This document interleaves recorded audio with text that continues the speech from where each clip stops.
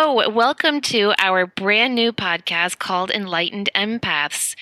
We are two intuitive mediums. We are Denise and Samantha, and we are very excited that you are joining us for our very first episode.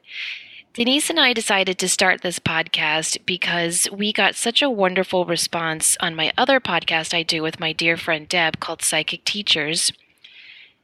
Denise and I did a whole episode talking about what it is like to be an intuitive empath, and we got such a wonderful response from listeners through emails and text and on Facebook and Instagram that we decided there was a real need in the online community and the podcast community to talk about what it is to be an intuitive empath. And so we've decided to bring this podcast to you. We are planning on talking about all sorts of wonderful things in connection with being an empath, such as how to be an empathic parent, how to be an empathic worker at your place of work, how to be an empathic friend, how to survive in the world when you feel everything. So I'll take a breath and just let Denise jump in here. Denise, do you want to just say hello and help me define what an empath is for others? I do, and I think right now the timing for this is absolutely incredible because people are waking up. We're at such a polarity right now energetically that highly sensitive people are finally stepping into their own and realizing that they're not alone in this. And a part of that being so porous and sucking up everybody else's emotions is needing to learn the skills on how to navigate in a carbon-based world, but also to honor your light and the light within others. And I think that that's a huge piece of what we'd like to do is there are so many skills that you can learn and so many practices that you can do that can help you to feel more confident and realize that you're not making things up in your head. You are that sensitive, and instead of seeing it as a detriment, it's actually a beautiful blessing.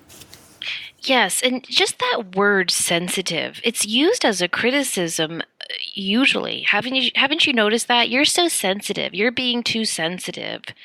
And I think Right. it's important to take the power of that word back because being asensitive is, like you said, it's a blessing. It's not a curse. It's not a criticism. And And if you and think about with it, how silly is it that people are putting us down for feeling too much? Exactly. And for everyone who wants to develop intuition, they want to develop mediumship, they want to learn how to harness those empathic skills and sensitivity, that's a huge part of this. And I can almost guarantee a lot of folks that would be listening to this have been told, you're too sensitive, you feel things too much, you need to toughen up. When in actuality, if you want to be a medium or an intuitive or work in a spiritual realm, that's your ace in the hole, is that sensitivity.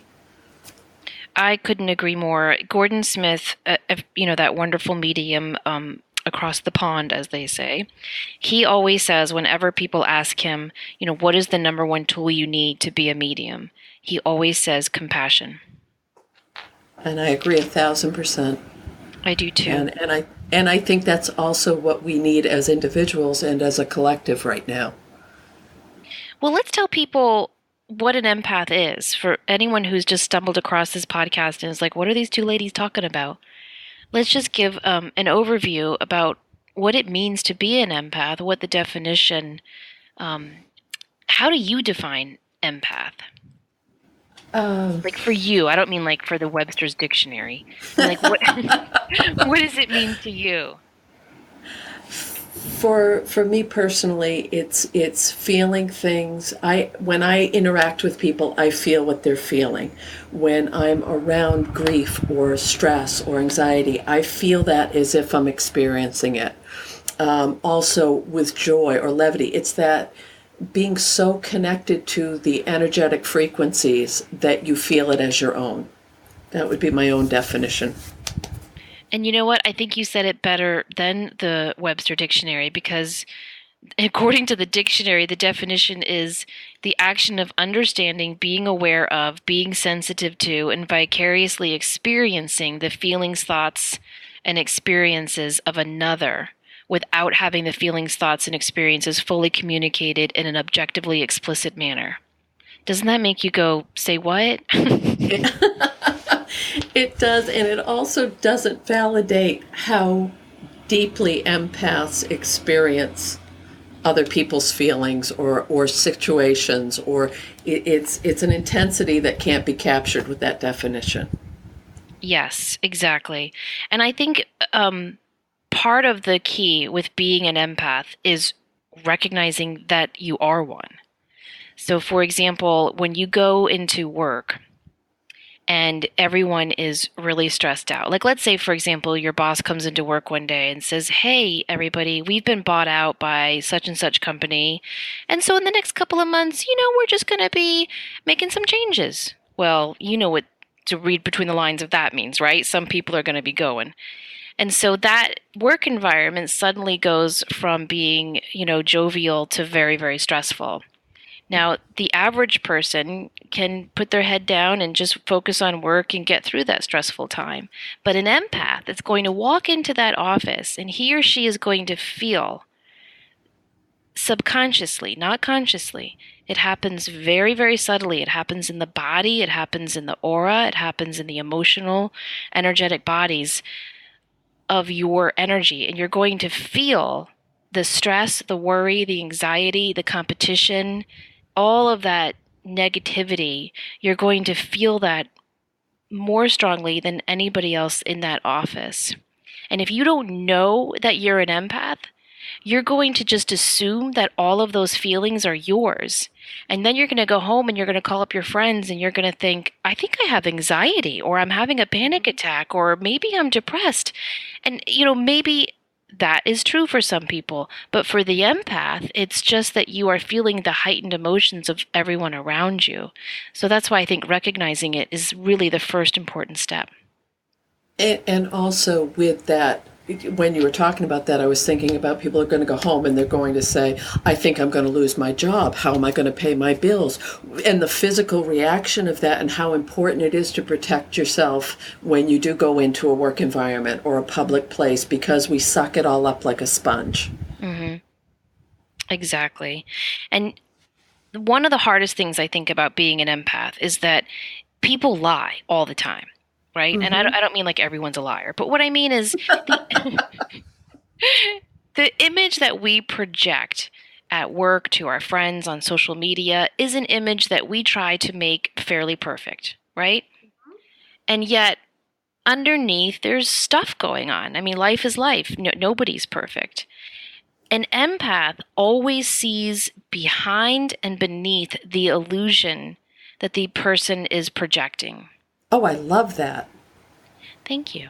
But You're welcome. but what's hard is that the person will always deny the truth that you are feeling. And so Ooh. the empath ends up doubting him or herself.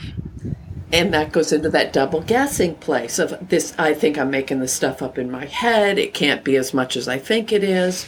Exactly. I remember taking psychology classes in college, and we read these studies, and I can't quote them perfectly because I don't remember where exactly they were done, but they did these studies where they had one truth. Like I can't like I'm just going to make it up. Like there is an elephant in the room. Mm-hmm. And one person would, like, let's say there were 10 people in the room. 9 people were told to tell the one volunteer there's not an elephant in the room. Right. By the end of the hour, that volunteer wasn't seeing the elephant. Now, I'm making that example up. Like, I Right. can't, it was, but that's Yeah. just, you get the idea of what the objective is of the study. And so, what they determined is that if you can get a majority of people to believe in a falsehood as truth, eventually everybody will own it as truth. And I think that's what happens with empaths who start to shut down their empathic, sensitive, intuitive ability. Because they go throughout life as children and they are seeing behind and beneath the illusion of what everyone is projecting. And yet, everybody is telling them, no, you're wrong. No, mommy and daddy aren't fighting. Go back Right. to bed.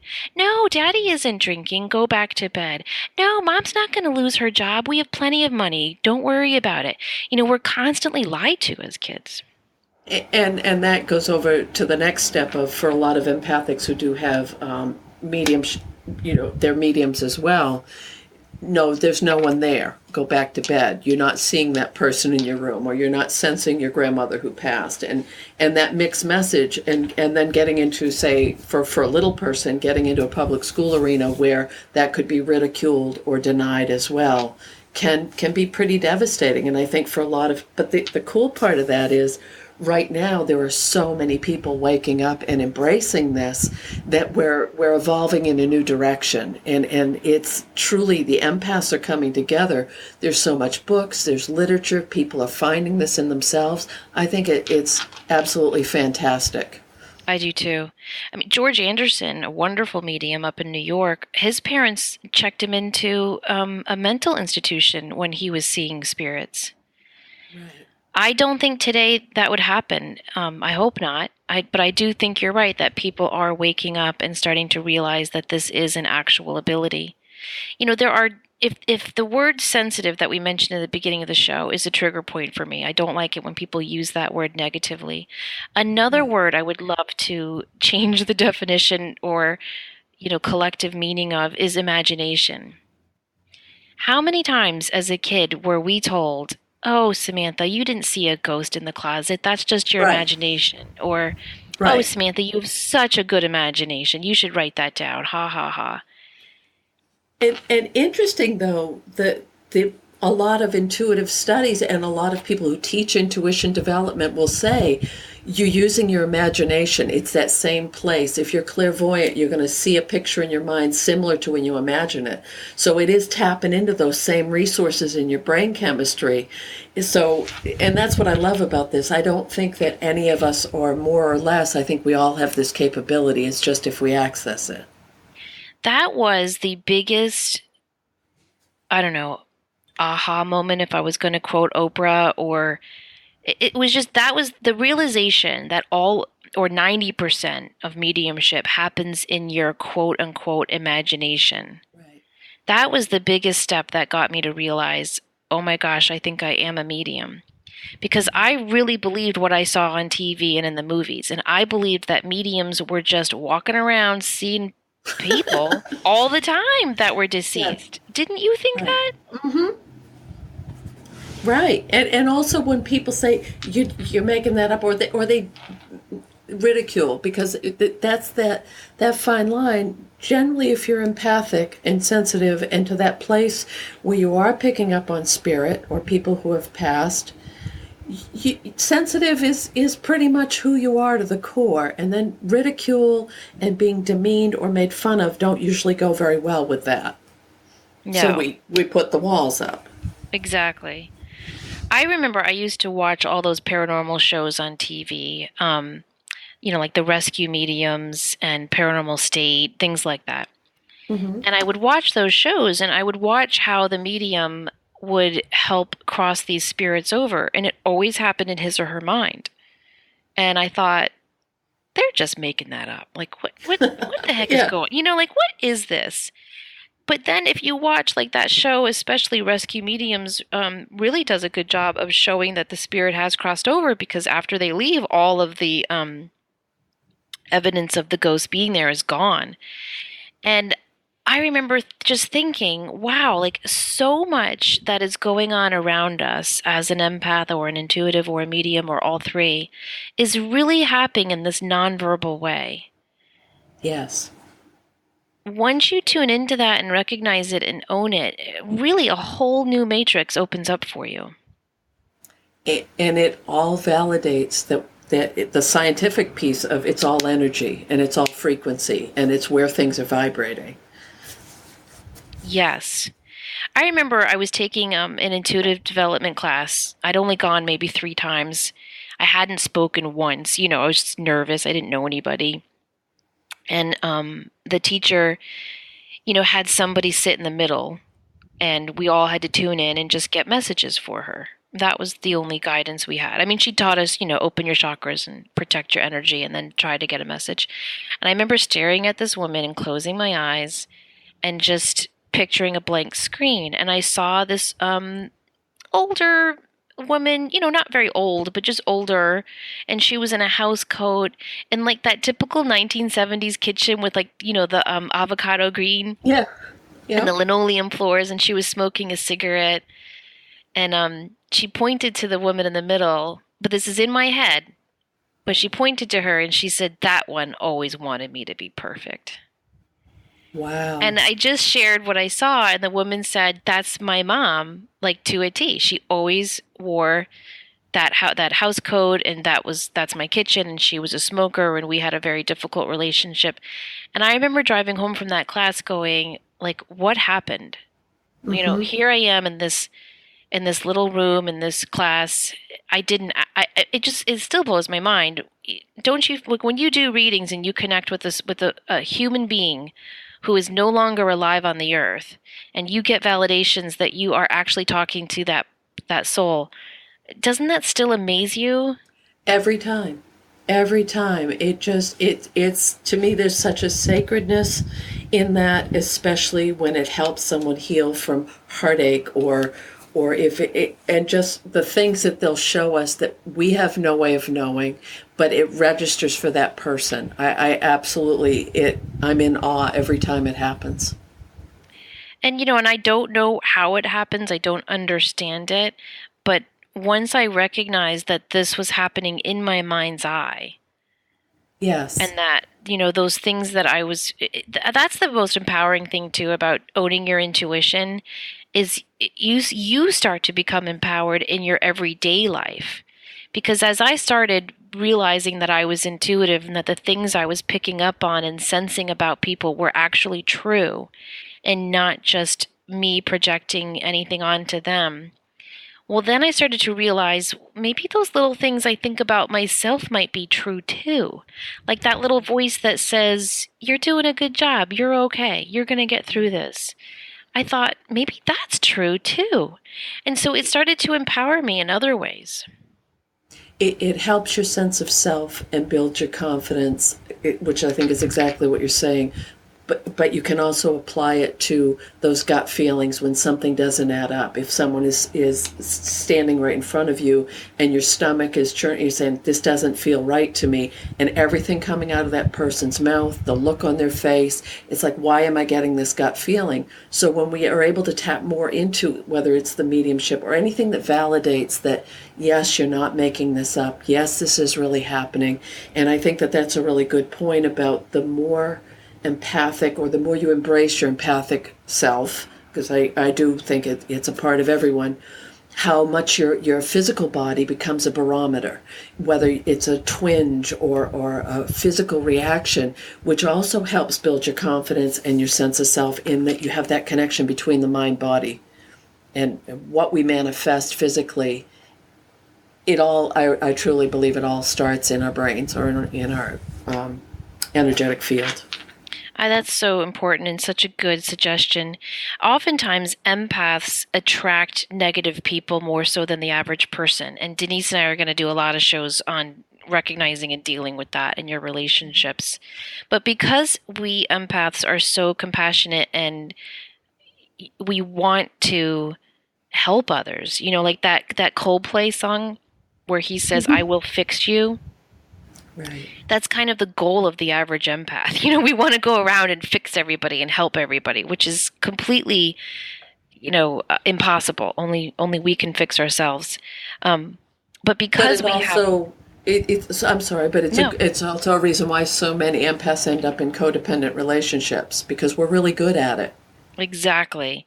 And that's why we tend to attract negative people into our lives who will take advantage of that kindness and generosity of spirit, which is why it's important to pay attention to those twinges that Denise was saying in your body, because oftentimes we empaths are so used to overlooking people's negativity because we can always see behind that negativity to the scared, fearful person they are inside. And so we tend to dismiss a lot. But if you pay attention to your body, it's always talking to you. So, for example, if you're, out with friends and you're laughing and you're having a good time, and one of your negative energy vampire coworkers texts you, pay attention to your stomach dropping or your heart rate increasing or your eyes like involuntarily rolling in the back of your head, like, "Ugh, I don't want to deal with And, this person." And don't you find the more and more you become in tune with that and pay attention how interconnected it all is, the physical, the mental, the emotional, we're vibrating it all at once rather than in little bits. It's not just the clairvoyance or it's not just the physical reaction. It becomes this whole package deal. Yes, exactly. It's all connected. I think everything we always talk about when you and I are just, talking as friends is that it's all connected. The other piece, though, and I think that the timing of doing this is to help people honor that light within themselves and realize that everything that is going on is happening to them.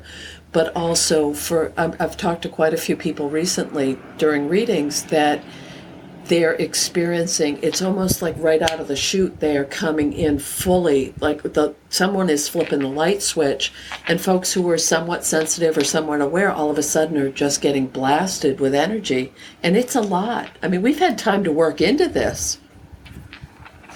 It is a lot, and I don't know exactly why it's happening now. Like I can't tell you, well, it's 2012 and the Mayans, or it's, like I can't tell you exactly why everybody does seem to be waking up right now. Are we moving into the age of Aquarius? I don't know what the reason is, but I think everyone listening can agree that there are some very significant shifts happening collectively throughout the world, and we are waking up. And I think the anger that you see out there, like, I don't know about you, Denise, but I am trying really hard to stay on top of the news, but the anger that you see in people with world events and politics and all of that is just overwhelming.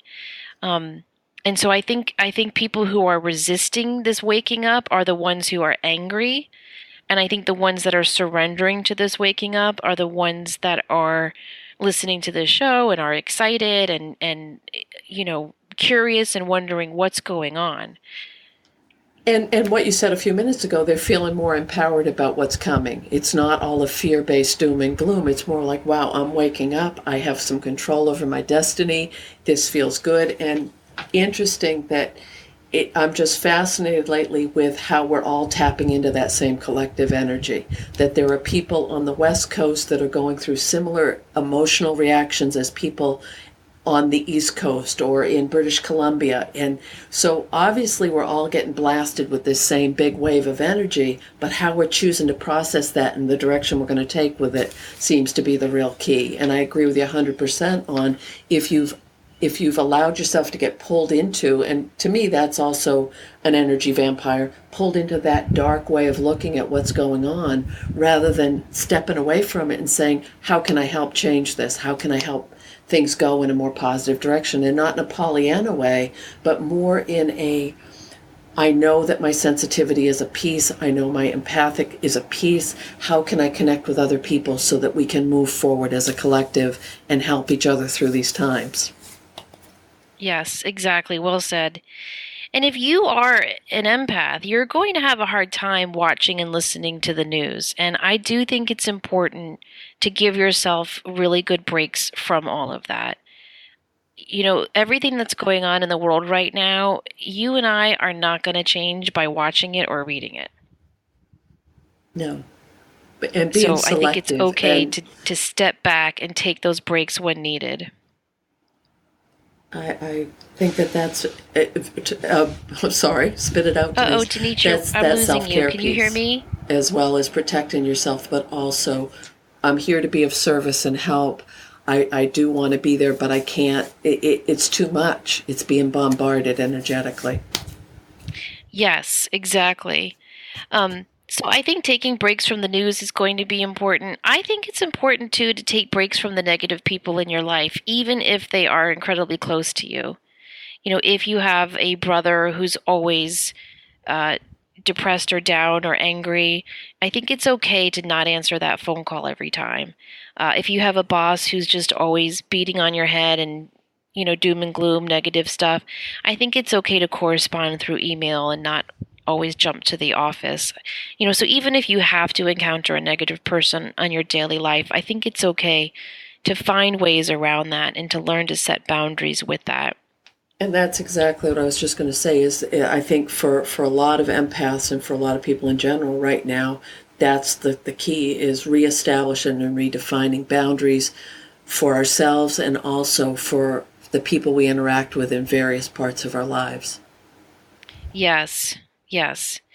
And I think too, like avoiding crowds when possible Hmm. is really important for empaths, and I mean that in lots of different ways.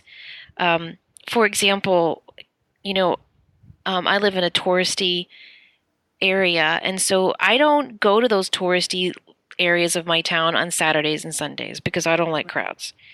I specifically go to the grocery store at 7 a.m. because I don't like crowds. I Right. do. I mean, I will plan my day around avoiding crowds. I take my kids to Walt Disney World every 2 years, always in November or January. No lines for the rides. No lines. Although the last time I went in November, it was packed. So I think people are, Really? yes, it was Oh, they're on ridiculous. to you, Samantha. Oh. I know. What are some like strategies you do to appease your empathy? As far as the crowd piece, especially if and this may be if you work in a large public building, if you work in a school, a hospital, a government building, a big office building, for me a really helpful tool, and I think I mentioned this the last on your other podcast, is that I have to protect myself. I do a little prayer and a meditation. I ask for protection. I always ask to honor my light as well as the light in whoever I come in contact with, and I kind of put a little soft buffer around myself so that I don't leave feeling completely depleted and worn down. And I think those little skills, those little things that we learn over time, are some things I would love to share with people so that you can enjoy life more because you're not always feeling bombarded. I think ritual and routine is another thing, and not in a claustrophobic way or a limiting way, but in, when you set similar, I do the same prayer and meditation before I go in because that's giving my signal to spirit that's saying, okay, I'm ready to do this and thank you for your help. I So, think that ritual and routine is really important for everybody. And like you said, not in a rigid, I have to do this, but right. just to have, something that you can go throughout your day intentionally with.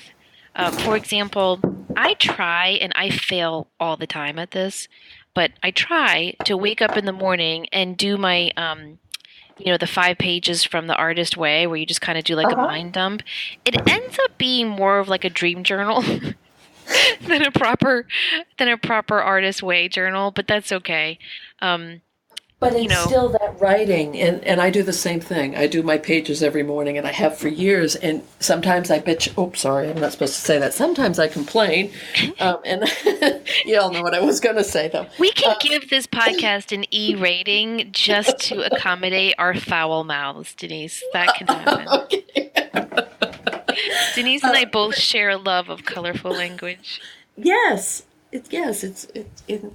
Well, okay. Now that I'm trying to get that back in a new direction, um, sometimes it's just to dump and vent and get things out of the way. Other times it's to process, but it's always a beautiful way to.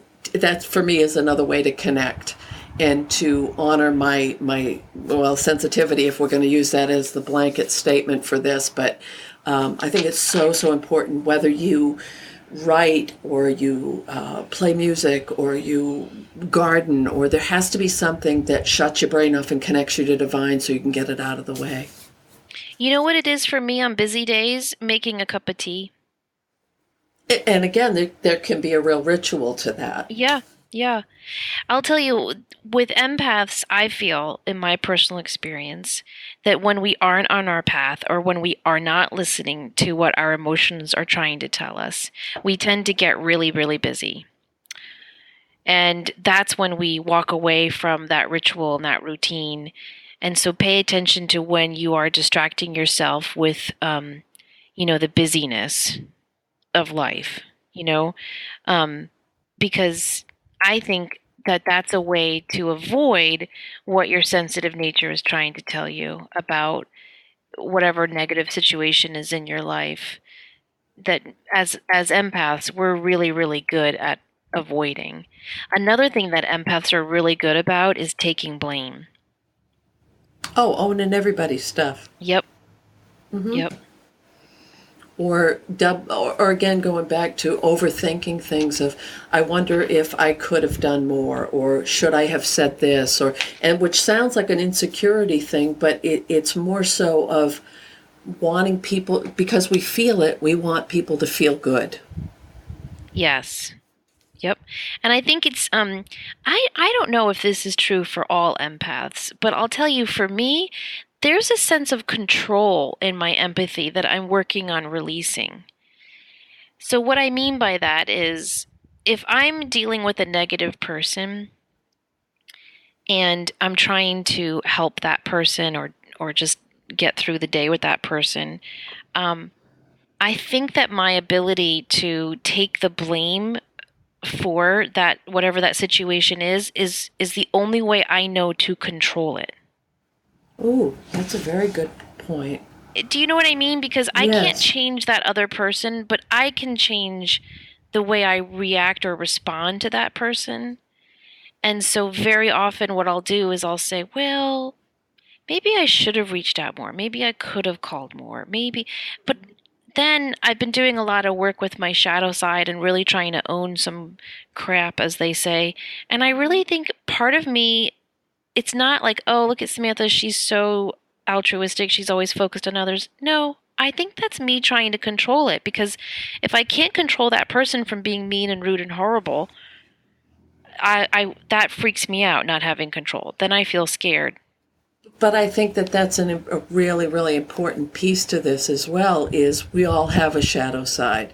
And if we're in denial of that, or we're not working because that's, for some empaths, one of the reasons they're so sensitive is because they grew up in or were exposed to toxic situations or difficult situations, and it becomes kind of a defense thing. And I think sometimes that gets stuck in that shadow part of us, and we need to deal with it so that we can continue to evolve and move forward and not hold on to things, like hold it in our cell level. Yes, that's the crucial area where we need to do so much releasing and surrendering. You know, when I was starting to accept that I was an intuitive medium, I was passionate about reading biographies of other psychics. Mm-hmm. And one of the things I noticed was that most of them, if not all, had a dysfunctional childhood. And Right. many of them had an alcoholic in the family. Right. And so I started to think, okay, wait, like when you have a really volatile parent in the home, you know, they call it walking on eggshells. Right. And when that happens, I feel that you kind of automatically turn on your sixth sense because you have to be so open to the nuances. Are they in a good mood today? Are they in a bad mood today? And you could, I had a client once who said to me, I could tell by the way my father stepped on the first stair of the landing on the staircase when he got up in the morning if it was going to be a good day or a bad day. And I remember thinking, wow, like that's tuned in. That's But I get incredibly it. true. And it's also, at times, for some people, it became a survival, like a fight or flight response, that intrinsic, and I do. That's why I go back to, I think we all have this part of us, because it is that primal survival level of tapping into our emotional place. Right. And you know, so many people, you always hear, like, I'm so tired of people like reusing the same line again and again. But you know, you always hear, everybody has psychic ability just the way everybody can play a piano, but we're not all Mozart, right? We've all heard that. Hmm. But Right. I wonder if it's that everybody has intuitive abilities, and it's not that people like me and you, Denise, have brought these abilities from past lives of being an intuitive. But I wonder if it's more that tipping point, you know, that study that showed if you spend 10,000 hours at anything, you'll become talented at it. I wonder if in our childhoods we spent 10,000 hours being so tuned in and turned on to our parents' moods and emotions that that's why we developed this. I think that's an excellent, excellent point. I really do, because there are very few intuitives, mediums, sensitives that I've ever talked to that don't have at least one little colorful segment in their past. That's a nice way to put it. I thought so. I had to reach for that one. Well, and I think when you are open to your empathy and you're open to your intuition and your connection to all that is and you surrender to it, then I think spirit guides you to where you need to be. And then that puts you in a position of living life in flow. And I am not on this podcast to say, look at me, I live my life in flow, because I don't. No, because But we're carbon based. yes, but I try, and I'm aware when I am, and I'm aware when I'm not. And I think that's really important, and just all we can do at the moment is just try to live in flow. And so I wanted to talk about how you and I met, because I feel like when you and I met, that's when my life was in flow. Mm-hmm. So I'll tell my little part of the story, and then you can tell Okay. your little part of the story. Okay. So I am a huge, huge, huge fan of John Holland, the intuitive medium. I first saw him on Unsolved Mysteries in like the 1980s, and I was like, gosh, this guy is the real deal. Again, it was my empathy, but I didn't know. But I just intuitively felt that he was a very genuine person. And so I've read all his books, and I just really, really like him. And a couple years ago, I was like, you know what? I'm just going to take a class with him. I've never done that. I've never, left my family for a weekend and gone to just take a class for myself. That was way too selfish for the old me. But this one time I was like, you know what, I'm going to just listen to this and do this. So I went to his website, and there happened to be a class called Platform Mediumship in New Jersey, and I thought I can make that work. And so I signed up for it. I thought platform mediumship meant take your mediumship to the next platform. So I went into this class thinking that, and it was John Holland and Janet Nahovac. And I'm still super proud of myself because, I took 3 days away from my family. I flew by myself. I rented a car by myself. I got a hotel room by myself. These are big things for me, people. Like, I'm not, I'm very much like always I like to show up to places with somebody else. I'm still like a middle school girl in that way. So I went to this spiritualist church by myself, and everybody seemed to be grouped together. And I saw Denise sitting in one of the pews by herself, and I said, can I sit here? And she said, yes, absolutely.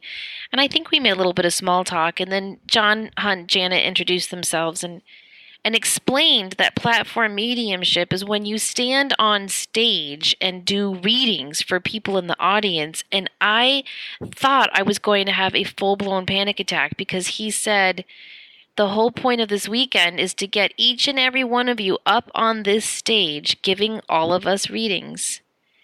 And I think, didn't I raise my hand, Denise, and say, like, I didn't know You that? did. I did. I thought I did. Yes. I raised my hand and I was like, I didn't know that's what this weekend was about. And he wasn't like mean to me, but I have blonde hair, and I'll tell you, I definitely think he categorized me as That's having a moment. yeah, because he was just like, everybody, wasn't it on the website? Like, wasn't it clearly stated platform mediumship? And he said, I think you just needed to be here, and, maybe your guides just got you here, and this is what you need to do. And because of that, I'm going to make you go first. And I was like, no, I cannot do that. And he was like, how about third? And I was like, okay. And it was just terrible. It was, But you did a beautiful job. I did, but only because of you. Because what you did was, I was just, I couldn't, I'm getting nervous thinking about it, and it was a long time ago. Me But too. I remember, he called me to go up there, and you turned to me and you put a rose quartz and an amethyst in my palms, and you squeezed my hand and you said, hold these and you'll be okay. And I knew I had found a sister friend in that moment. And they helped, didn't they? They totally did. I got one connection, and the lady, validated what I said, and I spoke for like, I don't know, 7 minutes, and I sat back down, and it was done. But you really did. But the beauty of it was once you got going, you stepped out of the way and you let spirit come through and you kicked it. You really did a beautiful job with it. And the other piece is for anyone who is, I mean, we're both mediums. This is what we do. We've done lots and lots of readings. But when you're in a room full of mediums, it's a completely different game. I don't care what anybody tells you. It's a different energy. It's a different feeling. Do you agree with that? I do. I do. It's very, very to different. me, it's an incredibly supportive atmosphere on the one hand, and it's an incredibly competitive atmosphere on the other Bingo. hand at the same time. Bingo. And also the people, so this again goes back to the empath part. If you put all of these sensitive people who are sensing spirit in a room, most of them are going to be empaths. So we're all picking up on each other's energy as well as tapping into the collective. It's intense. And also not wanting to, and the competitive piece is interesting because I think some people choose to go to those kind of workshops to try to let other people know how good they are at what they do, whereas other folks go to try to build their skill set. Or I think that there's again that balance between. It's sure an interesting mix of folks. We'll leave it at that. We met some of the nicest people there, and we met some of the strangest people there. I agree. It was a really great mix, and it was so fun just to be amongst like-minded people. So Denise is not jumping in right away to share her experience, and I'm going to ask you to. But first, I just want to say that I think you blew everyone out of the water with your reading that weekend, because we all stood up on this little stage, and we would what you would do is you'd have to say who you were getting in spirit and give like a lot of facts about that person. And Janet and John really pushed us, like, how did they die, and what's the sign that they give, and what's their name, and you push for facts, and then you say, can anybody validate this? Can anybody take this? I think is what they said to say. Right.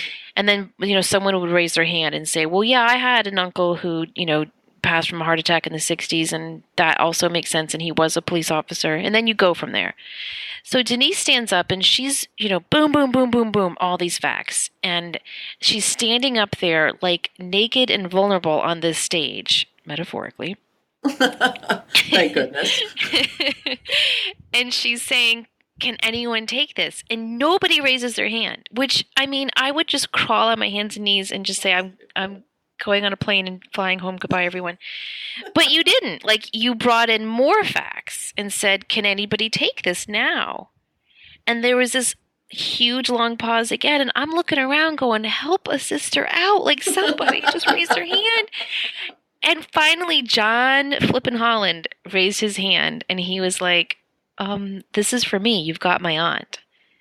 And I was like, damn, she's reading for John Holland. It was so cool. And you could tell, like, he was uncomfortable, couldn't you? Like, I don't think he wanted to be read, but you hit it so hard, he had to admit it.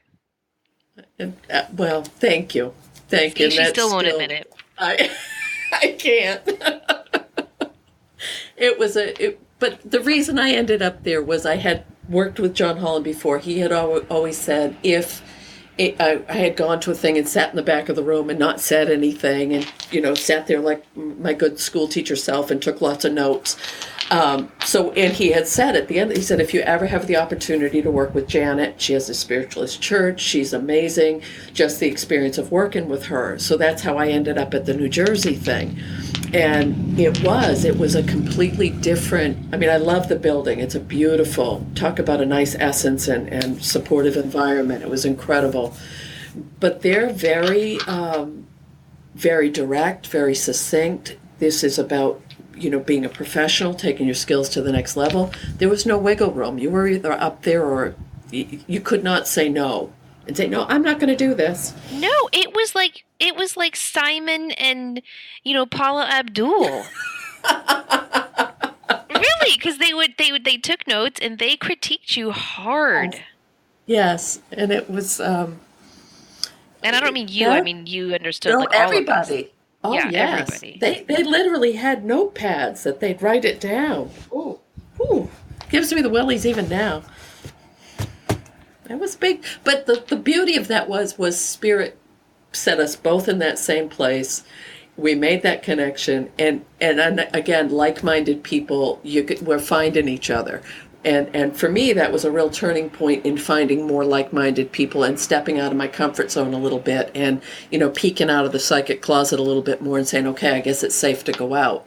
And I think for a lot of folks right now, that same thing is happening as they want to talk to other people who get how they feel and how they're experiencing life. Exactly, because having that connection and just being able to talk to somebody who gets it, that's therapy and healing and wonderful all in of itself. Is just having somebody say, I totally get it. I know what it's like, to have that. And I mean, and sometimes you and I will just call each other up and be like, "Oh my gosh, I had this client today who just wasn't hearing the message I was trying to deliver." And it's just so nice to be able to kvetch with somebody as well. And I think that's important.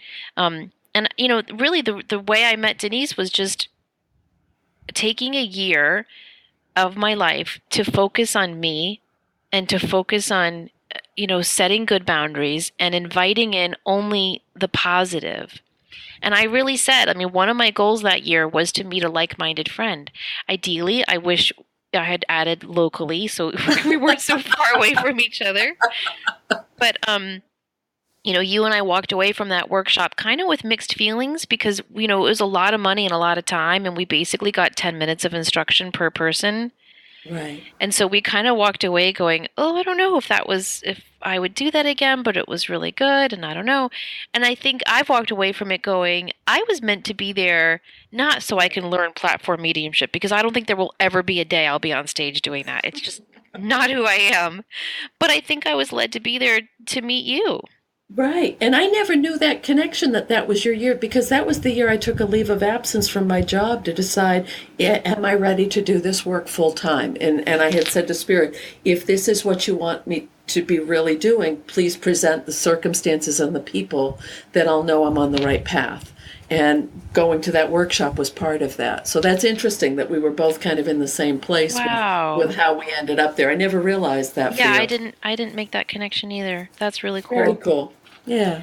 And I think that's true. If you're listening to this and you're going, well, I'm an empath and I don't know any other empaths. I didn't either for years. And I really started putting it out there that I needed like minded friends. And I started finding them. Now, I didn't find them, sitting in my house listening to podcasts, which I also do all the time. I found them by, going out and joining new classes and taking those steps, which is hard for me. I'm shy.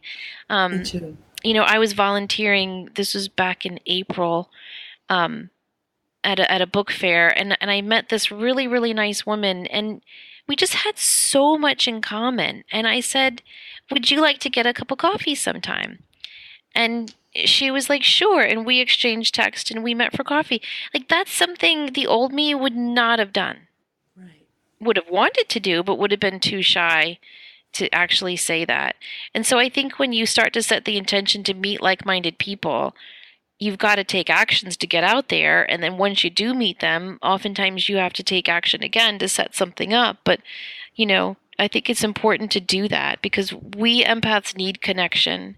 And I don't know about you, Denise, but for me as an empath, when I get overwhelmed with life, I tend to turtle. I call it turtling Oh, myself, I like tuck in. sequester. Yeah. Go in the Yeah, cave. Yeah. go in the Very much cave, so. cut off, disconnect, and I don't even realize. Like I have one feisty friend who was like, "Dude, you've got to stop doing that." Like because I take it personally when you don't call me back for 3 days or text me back, and like I get it, you're going through a difficult time at this moment, but you got to tell me. And I was like, "Oh, I guess I do." Like I kind of thought maybe that is selfish. But I think when you're an empath, that's what that's what you do to recharge your batteries, is you just kind of tuck in and disconnect. And I don't think that's a good thing always. I think I have to do that at least one day a month. I have to have like days of silence and whatnot. But I mean, consistently as a pattern, I don't think it's good to do that. And I think if you have like-minded friends, you're not going to need to do that as much. And that's the beauty of being in the age that we're in now is if you're in, I think I mentioned this to someone I was doing a reading with the other day. I used to live in a town in Oregon that had 63 people. There weren't any like-minded people out there. I was in the middle of nowhere. But if I could have gotten online and connected with people and chatted and talked and gone to so I think and again, I was so painfully shy for a big percentage of my life. If you can at least make that initial step to reach out to anyone who's going to understand, I think that stepping stone, there might need to be a stepping stone between a coffee and leaving the house. Does that Yes. make sense? Yes. Okay. Yes, it does. And it is small stepping stones, but you got to follow that guidance and do what you can to get the connection that you need. Because empaths can be introverts, and it's not, I don't Oh, even think it's yes. so much that we are introverts. It's just that that's how we recharge our batteries. We don't know how to ask for help. We don't know how to, you know, invite other people to connect and work with us. We feel more empowered when we're helping others. But it's like, I love, love, love Robin Williams, and I'm so sad that he's not with us. But he has this wonderful quote where he says, "Who makes the clown laugh?" Right. And I Ooh. always think about that with empaths. Like, who helps the empath to feel and to heal? Because we're always focused on helping others to get clarity and focus and heal with their own lives. But oftentimes, it's not that, oh, we're a victim, no one's helping us, blah, blah, blah. It's that we're not letting anybody help us. Bingo. And the other piece to that is, as a positive part of that, a lot of folks who may not be quite as empathic or sensitive don't understand how we can enjoy our own company so much. Like Yes. I like to be alone. There are certain things that I prefer to do alone as far as, when you say you need a day off a month, I need a daily, even if it's 10 minutes, 15 minutes, just and I used, when my sons were younger, I would set the clock and get up really stupid early so that I'd have that alone time just to recharge and to center. And I think it's important. I do too. I'm the opposite. I wish I could set my alarm. This is what I do. I tell my kids I'm going to go to bed at 10 p.m. and I'm going to wake up early and make a really big breakfast. And then it's like 1:30 in the morning and I'm still reading. And I hate that. I can't switch that. But yeah, I think that is so important to honor that you do need alone time and to model that for others. Just the other day I said to my kids, I've got to run to I got to run to Target and pick up something I ordered that's there. And my youngest said, "I'll come with you, Mom." No, they were all tucked in on our couch with Yeah. blankets and watching a movie. It was pouring rain. And I knew she did not want to drive 20 minutes across town and walk through flippin' Target with me. Right. And I said, "Honey, no, like you don't need to come with me." And she was like, "Well, I don't want you to be alone." Oh. And I said, "Honey, you need to understand something about Mommy. I love to be alone more than any person you'll ever meet in this world." She was like, "Okay." And so I think it's important, to recognize that in yourself if you are like that, and to model that for others, like to let people know. And it ties in with the boundaries. If you're in a relationship with someone who isn't as comfortable with alone time, setting those boundaries to say, I really need this time for myself, and not having it be, why don't you want to spend time with me? Or have it be a negative thing. It's more of, you're going to like me a lot better if you let me have some time to myself. Yes. You're going to like me a lot better. That's so true. That is such a good point. Yeah, and so I think really being an empath is just about owning yourself and accepting yourself. And really, isn't that the key to life in general? Oh, it is. And I think truly with everything that's going on nationally, internationally, energetically, however we want to label that, it's go time as far as the self acceptance piece and realizing that the way we're wired is a positive thing. It's a good thing. It's going to help us navigate what's coming next I and do these enjoy our little lives more. yes. I do these little meditations on my other podcast, and I try to like write them down, so as I don't mess up and get someone out of the flow when they're meditating. And so I've been working on this new meditation to help people accept their shadow side. And I like to do guided meditations where you're visualizing something really specific.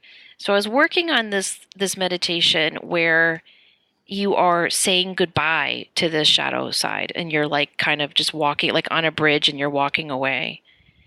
And I thought, that is so wrong. That's not what you do to your shadow side. You Right. own your shadow side. You embrace your shadow side. Like it's this summer we have a neighborhood pool, and like I said, my kids aren't perfect. I'm not perfect. But one thing I love about my kids is they've never been like, those kids. Look at me, mom. Look at me. I'm gonna jump at Right. the on the. I'm gonna dive now. Look at me. Oh. Well, there are those kids in my neighborhood who Yes. do that. And what I've noticed is that their moms are always talking to other moms or on their phone or reading a magazine. And I Right. realized the reason why my kids aren't going, look at me, look at me, look at me, is because usually I am looking at them. Like usually I am, Yes. engaging with Waving. them. And Hi. yeah. And anyway, I thought that's what our shadow side acts out when we're ignoring it or distancing ourselves from that part of ourselves or pretending that that part of ourselves doesn't exist. That's when life conspires to make you recognize, no, no, lady, there is still lots of crap you need to work on There's about always yourself. more work. Always. There's always more work.